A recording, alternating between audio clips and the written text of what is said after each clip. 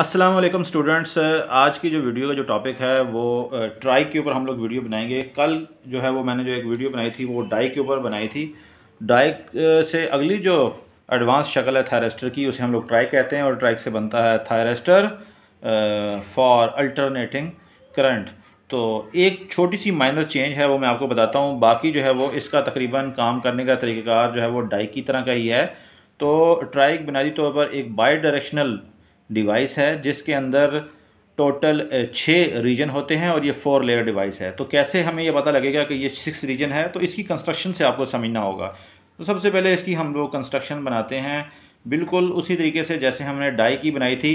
फ़र्क सिर्फ ये है कि बेस वाली साइड पर एक एन टाइप मटेरियल का हम लोग इसके अंदर इजाफा कर देते हैं। जैसे कि यहाँ पर जो ये वाला पहला होगा लेयर, इसे हम लोग कहेंगे N4, और ये वाली जो लेयर है पहली लेयर, ये दूसरी कह सकते हैं, इसको P1 कहेंगे। उससे आगे वाली को हम लोग कहेंगे N1 और उसके आगे वाली को हम लोग कहेंगे P2।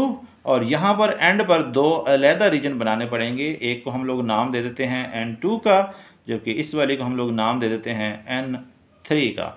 अब यहाँ पर ये टोटल देख लें, 1 2 3 4 5 और ये 6, यानी 6 रीजन का बना हुआ एक ट्राइक है, जिसमें ये वाला जो टर्मिनल है N2 इसको हम लोग कह देते हैं A1 टर्मिनल, जबकि यहाँ पर जो बनता है उसको हम लोग कहते हैं A2 टर्मिनल, जबकि जो N3 जो एक्स्ट्रा चीज़ है इसको हम लोग कहते हैं गेट टर्मिनल।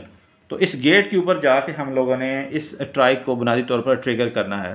तो ये तो एक इंटरनल डायग्राम है। अब हम ये देखते हैं कि ट्राइक बुनियादी तौर पर वैसे एक्चुअली होता क्या है। एक्चुअली जो ट्राइक होता है वो 2 अदद थायरेस्टर या FCR को अगर आप मुखालिफ सिमत के अंदर जोड़ देते हैं और उसके गेट को अगर आप कॉमन कर देते हैं तो वो हमारे पास बन जाता है ट्राइक। जैसे मैंने आपके सामने अभी बना रहा हूँ, ये इसका एक टर्मिनल है A1 और यहाँ से निकल आया A2, जबकि यहाँ पर जो तीसरा टर्मिनल है जिसको आप गेट का कह सकते हो, इन दोनों को हम लोग कंबाइन करेंगे और उसके बाद यहाँ से जंपर वायर की मदद से शो करते हुए ये G, या इसको भी मज़ीद एडवांस शक्ल में अगर आप देना चाहें तो आप इसको ऐसे कर सकते हो कि 2 डायोड ले लो, एक को हम लोग इस तरीके से जोड़ देते हैं और दूसरे को हम लोग इस तरीके से जोड़ के और यहाँ से एक अदद गेट टर्मिनल निकाल लें, इसको A1 कह दें, इसको A2। तो ये तीनों मुख्तलिफ शक्लें जो आपको नज़र आ रही हैं ये बुनियादी तौर पर ट्राइक की ही शक्लें हैं। तो ट्राइक जो है वो जैसे मैंने आपसे कहा कि ये बाई डायरेक्शनल डिवाइस है, यानी आप A1 पे पॉजिटिव दें या A2 पे पॉजिटिव दें, दोनों सूरतों में ये काम करेगा। लेकिन कंडीशन 2 हो जाएंगी। 2 कंडीशन क्या होंगी कि गेट के ऊपर पल्स हम लोग पॉजिटिव भी दे सकते हैं, नेगेटिव भी दे सकते हैं। अभी दोस्तों सबसे पहले हम क्या करते हैं, ये साइड से जो है वो थोड़ी सी जो है वो रब कर देते हैं ताकि हमें इसकी जो है वो वर्किंग समझ आ जाए। सपोज हम कहते हैं केस 1, पहला केस ले लेते हैं। केस 1 क्या है कि व्हेन A2 इज़ पॉजिटिव, यानी ये A2 पॉजिटिव हो जाए। पॉजिटिव कैसे होगा, यानी यहाँ पे आप पॉजिटिव वोल्टेज अप्लाई करें, यहाँ पे नेगेटिव वोल्टेज अप्लाई करें, तो फिर क्या होगा, फिर करंट के फ्लो का क्या रास्ता होगा। जैसे मैंने आपको कल समझाया था कि जो करंट फ्लो करने का जो रास्ता होगा ऐसे P1 से N1 में दाखिल होगा। अगर A2 पॉजिटिव होगा तो हम ऐसे लिखेंगे, P1 से करंट दाखिल हुआ N1 के अंदर, वहाँ से दाखिल हुआ P2 के अंदर, वहाँ से चला जाएगा N2 के अंदर। ये बुनियादी तौर पर फ्लो पाथ है अगर आपके पास A2 पॉजिटिव होगा और A1 नेगेटिव होगा। तो इसमें आप गौर से देखें तो आपको 2 जंक्शन इसमें फॉरवर्ड बायस नज़र आएंगे। ये वाला जंक्शन फॉरवर्ड बायस है और ये वाला भी फॉरवर्ड बायस है, यानी 2 जंक्शन फॉरवर्ड बायस हैं, जबकि ये वाला जो जंक्शन है ये रिवर्स बायस है। इस जंक्शन को हम लोगों ने फॉरवर्ड बायस बनाना है किसकी मदद से, गेट के ऊपर पॉजिटिव या नेगेटिव पल्स प्रोवाइड करके। अब सपोज हम लोग क्या करते हैं, केस 1 के अंदर ही पहला ये है कि व्हेन गेट इज़ पॉजिटिव, जब गेट पॉजिटिव होगा फिर क्या होगा, यानी इस गेट के ऊपर आप मुस्बत वोल्टेज अगर आप अप्लाई कर देते हो तो फिर क्या होगा। तो पॉजिटिव वोल्टेज अप्लाई करने से जो इसका जो ये वाला जो जंक्शन है जिसको हम लोग कहते हैं, जैसे यहाँ पे हमने गेट पे पॉजिटिव वोल्टेज अप्लाई की तो P2 और N1 ये वाला जो रिवर्स बायस है, यानी ये जो रिवर्स बायस वाला आपके पास जो जंक्शन बन रहा है ये हमारे पास हो जाएगा फॉरवर्ड बायस।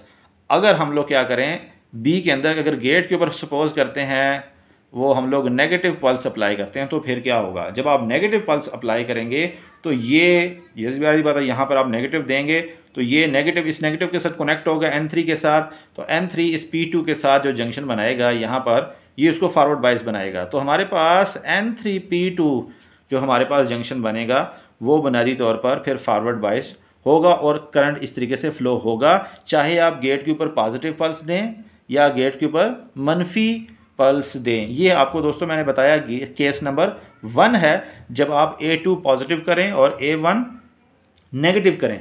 अभी हम लोग क्या करते हैं, थोड़ा सा केस जो है ना वो चेंज करते हैं और ये समझने की कोशिश करते हैं कि अगर आपके पास केस नंबर 2 के अंदर जब आप जो है वो A1 को पॉजिटिव पोजीशन के ऊपर ले जाते हैं, यानी ये A1 है, इसको मैं कर देता हूँ पॉजिटिव, जबकि A2 को मैं कर देता हूँ नेगेटिव। अब जो करंट का फ्लो होगा वो नीचे से ऊपर की तरफ होगा, इस तरफ को होगा। तो कैसे करंट में दाखिल होगा, P2 से करंट दाखिल होगा N1 में और N1 से दाखिल होगा P1 में, यानी यहाँ से इधर, और P1 से दाखिल होगा N4 में और यहाँ से आउट चला जाएगा। ठीक है, अब आप इसको गौर से देखें तो ये जंक्शन और ये जंक्शन, ये दोनों आपके पास दो जंक्शन फॉरवर्ड बायस हो गए हैं।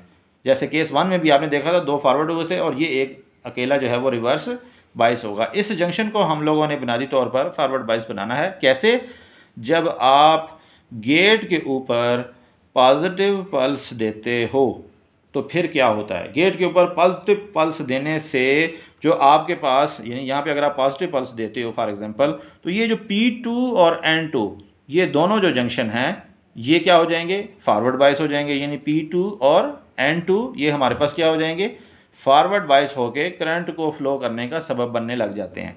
जबकि दूसरा केस ये है, गेट के ऊपर अगर आप मनफी पल्स प्रोवाइड करें, यानी यहाँ पर जो गेट है उसके ऊपर आप मनफी पल्स दें, तो क्या हो जाएगा, यही जो N3 और P2 ये जंक्शन जो बन रहा है N3 और P2 ये हमारे पास क्या हो जाएगा, फॉरवर्ड बायस। फॉरवर्ड बायस होने की वजह से करंट फ्लो करने शुरू हो जाएगा। दोस्तों ये तो था एक जर्नल आपको बताने का तरीक़ेकार के पॉजिटिव और नेगेटिव पल्स बुनियादी तौर पर दी कैसे जाती है।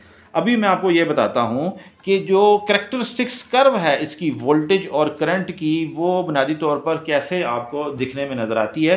तो सिमिलर करैक्टरिस्टिक्स कर्व है जैसे हम लोगों ने डाई की पढ़ी थी कि ये फॉरवर्ड और रिवर्स दोनों सूरतों में काम करता है। सपोज ये हम लोगों ने इसकी वोल्टेज ऐसा ऐसा बढ़ाई, एक वक्त ऐसा आएगा जो ब्रेक ओवर वोल्टेज, जैसे ये VB हो, इसको क्रॉस करेगा तो ये कंडक्शन मोड के अंदर चला जाएगा। ठीक है, यहाँ पर ये जो करंट होगी जो इसको ऑन कंडीशन में बरकरार रखेगी उसे हम लोग कहेंगे IH, जबकि यहाँ पर कहेंगे इसको IF यानी forward current, IR reverse current, VF forward voltage और VR यानी रिवर्स वोल्टेज। सिमिलरली यही चीज़ हमारे पास चलेगी और यहाँ पे आके दोबारा जो है वो इसी तरह की वेव फॉर्म जनरेट होगी रिवर्स के अंदर, यानी नेगेटिव पोटेंशियल के अंदर। A1 आप पॉजिटिव करें या नेगेटिव करें तो दोनों सूरतों में ऐसी वेव फॉर्म आएगी। इसमें ये देखें कि ये वाली जो चीज़ है ये हमारे पास ऑफ स्टेट है, सिमिलरली ये भी हमारे पास ऑफ स्टेट है, जबकि ये ऊपर वाली जो है वो हमारे पास ऑन स्टेट है।